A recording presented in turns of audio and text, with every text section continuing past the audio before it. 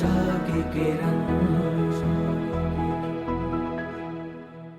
અને ભગવાનના ભક્તો, આ લોકમાં રહ્યા છીએ તો ધંધા બિઝનેસ બધું કરવું જ પડે. સ્વામી વાતમાં લખ્યું, પેટનું કરવું, વેટનું કરવું, સાથે ઠેઠનું કરવું, ત્રણેય કરશો.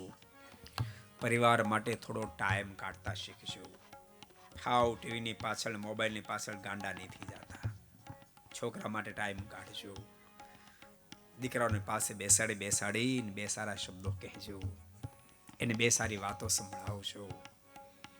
ભૂલતા નહીં, તમારા સંતાનને માટે કોઈ આદર્શ પાત્ર હોય તો તમે સ્વયં પોતે જ હોઈ શકો. તમે પોતે જ હોઈ શકો.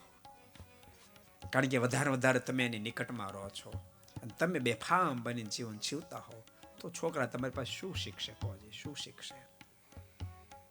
તમને ગુટકા વિના નહીં ચાલે, તમને બીડી વિના નહીં ચાલે, તમને તમાકુ વિના નહીં ચાલે, તમને પાણી પીધા વિના નહીં ચાલે. દ્રાક્ષનું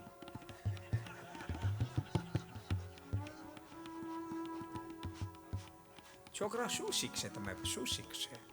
को पसंद आया हो तो लाइक करें और शेयर करना मत भूलिए.